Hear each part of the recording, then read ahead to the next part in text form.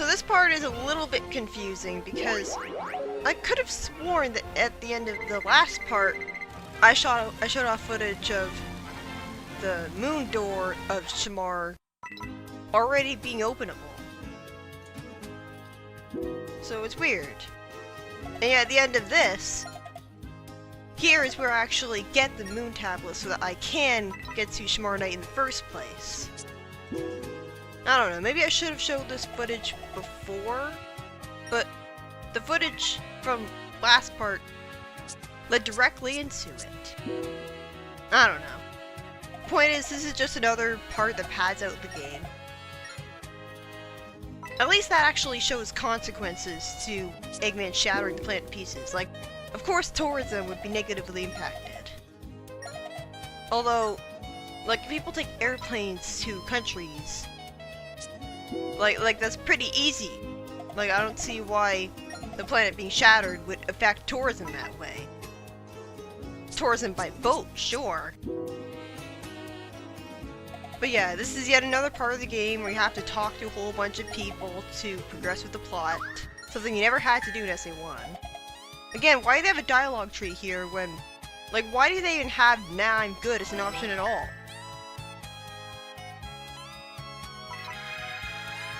But yeah, so now we can finally go to Shamar Night. And to be honest, it's easily the most bland werehog level. Well, group of werehog levels. Because the thing is, it's mostly based on combat. And combat is obviously pretty bland, repetitive, monotonous. But by this point in the game, I was really glad that it was mostly focused on combat, because the platforming I found so tense because of all the bottomless pits and how slippery my character was, that this was a huge relief after everything I had to go through in Adabat. And again, I don't know why this wasn't before Adabat Night. The only complaint I have with this level is that the level design feels so samey looking that it's really easy to get lost because the camera is always directly behind you and everywhere looks the same. Like, this place is literally just narrow corridors of a city. Like, I like the aesthetic of this place, I like that it's a desert city. But it's literally just one combat section after another. I did discover a few new things here, though. I discovered that, like, I was defeating enemies, and these energy balls were going into me, and it healed me? That was the first time I ever noticed that. So, does defeating enemies heal you sometimes? I don't know, maybe it's just me. Who knows? Also, you probably noticed by this point in the game that now the werehog has an attack where he can slam his arms onto the floor and just repeatedly attack enemies. At first I thought it was really useless because I just missed with it a lot, and so I just wished that I couldn't do it by accident. Basically, the new attacks that you get, like this one, that's what I'm talking about. The new attacks that you unlock, they're all mapped to the same button. So whether you do new attacks that you unlock or not depends on, like, it's all based on combos. It's all based on, like, you press L and then R at certain times from each other. It's hard to explain. But at least you don't have to memorize a whole bunch of different button combinations, but still. Yeah, this level is pretty simple. It's also pretty short for a werehog level.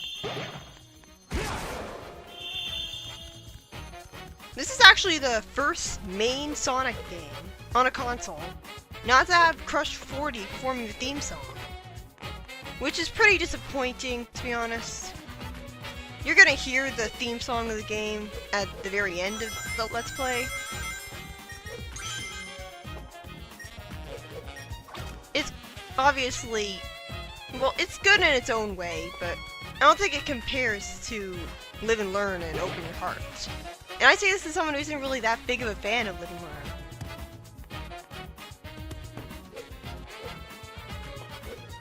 And here's something that's really disappointing. This is the first main series game in Sonic to not feature Knuckles. since Sonic 3, he's always been around. It's also the first console Sonic game not to have Shadow since Sonic Adventure 2. They were planned to show up, and there were even plenty of rumors of them showing up before the game released.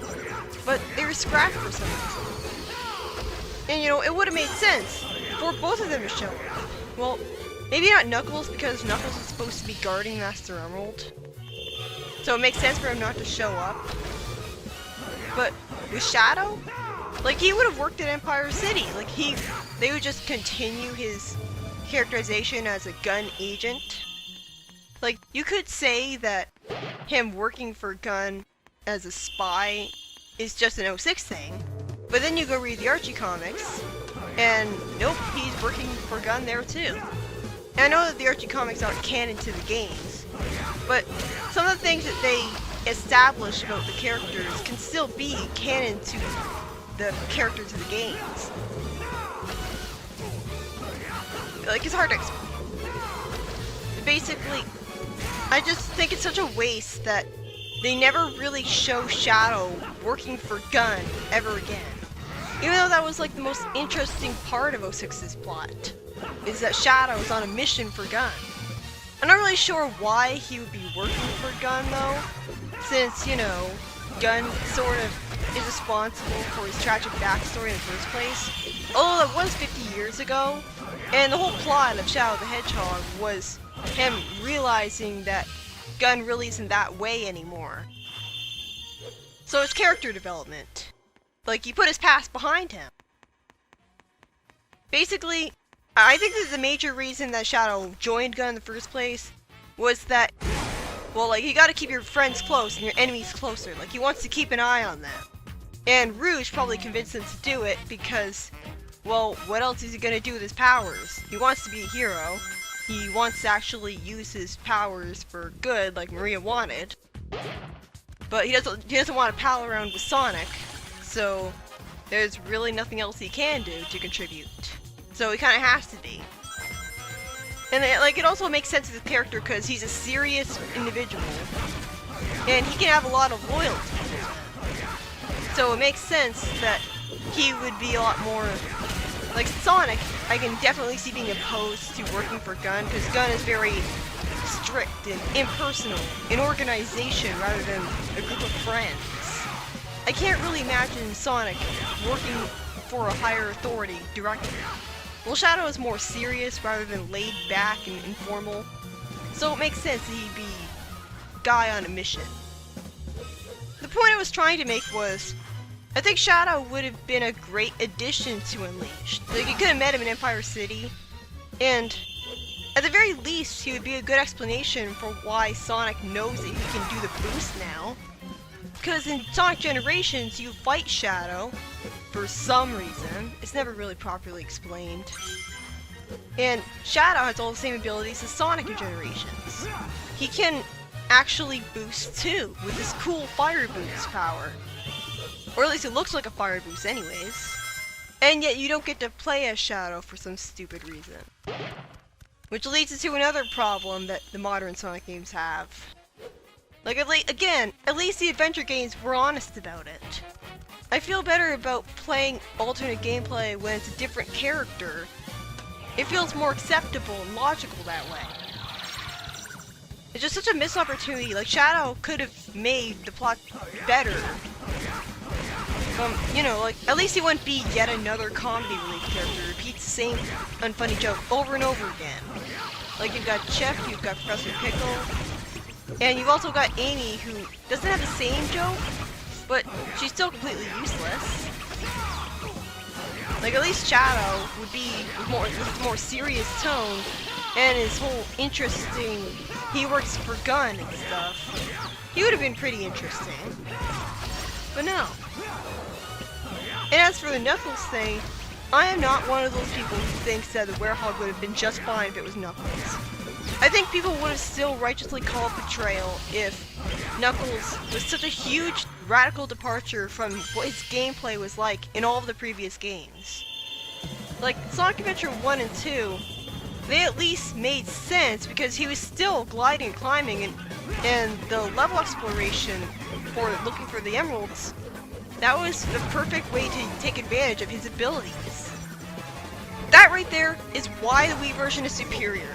One of many reasons why. I got hit by that shockwave, but I didn't get hit again while I was trapped in the animation. In the HD version, when you get hit by the shockwave, you're trapped in the stun animation, and you can actually get hit by the shockwave again while you're trapped in the stun animation. That would have hit me twice in the HD version, and I probably would have died. I still kind of call bullshit on these guys though, because they knock you back ridiculously far, and I know that they're really large and strong, but I still refuse to accept that they can knock you back that far. And see, I'm healed for some reason. I just got healed there. Does killing those giant enemies heal you? Anyways, they're not really that big of a deal. Just spam the mid-air special attack and you'll win. They're really slow, so they're not that big of a deal. Like, Shamar Night is pretty easy. But yeah, I don't think that it being Knuckles would have made the werehog just fine. It would have still been a radical departure from what he was before, so if anything it would have been even worse. And it's also the fact that, well, it kind of makes sense because SA1 Knuckles was originally planned to have a huge amount of combat moves. But naturally they scrapped that because that was stupid. So at least it would have some basis. But the problem is that Knuckles would have to have his ability severely nerfed to be able to not completely break the werehog levels, because he can fly and, like, he can glide and climb. So he wouldn't need to swing on poles when he could just glide. He wouldn't need to do any platforming at all when he could just climb. This is why Knuckles had treasure hunting levels instead of just going through Sonic's levels. Because if you put him in 3D, he can just completely break it, because he can just jump from a raised incline and just glide over the entire level, especially in areas like City Escape, where the entire level is just gradually going down the whole time. So he would just be able to jump at the start and then glide to the end. Like, his glide is even more broken when it's in 3D, because he can glide in any direction he wants. Like, you have to have a lot of invisible walls, and that would kind of defeat the purpose of having glide in the first place. Like, Knuckles could have a low grappling hook, but to be honest, I just really, I don't think it would have worked. Like, sure, Knuckles is a power type character, but you know what other Sonic game had Knuckles be mainly just about combat just because he's supposed to be super strong? Sonic Heroes. And like, in concept, Sonic Heroes sounds like a great game because you can play as Tails, Sonic, or Knuckles in 3D at any time you want. But in practice, it just nerfs everyone but Sonic. And even Sonic is nerfed because the spin dash sucks and just links you to your death.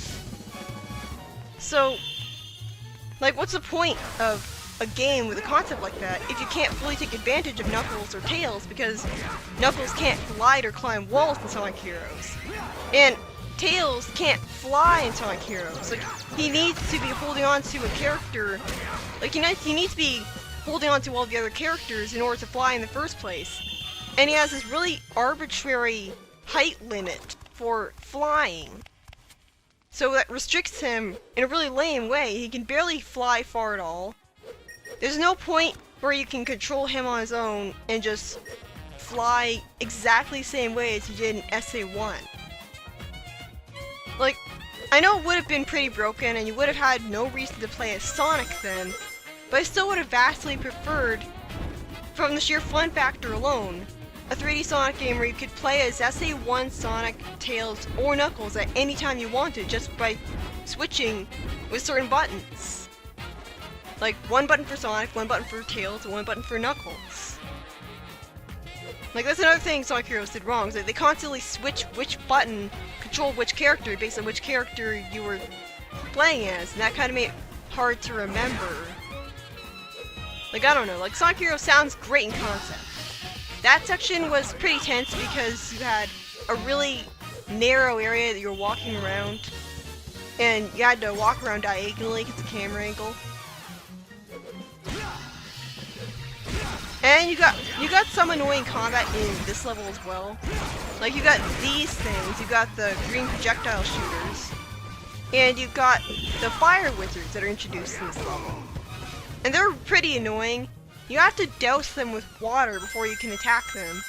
Because for some reason, even though fire isn't a solid object that prevents you from going past it like armor, the werehog is still prevented from doing any damage to it when he attacks it when it's on fire.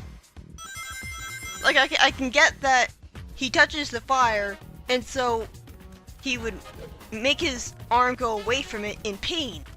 But it doesn't change the fact that he would still be flinging his arm at it with a lot of momentum, and that momentum wouldn't just vanish just because he hit it with, like, it's stupid. The fire wizards, they definitely get more annoying later on. Like, I defeated them pretty easily in this. These bees, they're not as bad as you think here because they don't have very good team AI where they all gang up on you at once and all attack at once. If they did, they'd be horrible. Instead, they're polite enough to wait to attack one at a time. And they don't attack very fast either. So I think they just dumbed down the AI to make it more fair that you had to fight these guys while you were fighting two of these shockwave creators. I prefer the mini-boss music to the regular battle theme, mainly because, well, it's also because obviously it doesn't play nearly as much as the battle music, so it's more special. But in general, the mini-boss theme is one of my favorite themes in the game. It's not a gem, but I like how intimidating it is. But of course, if it played just as much as the battle music did, then you get really sick of it.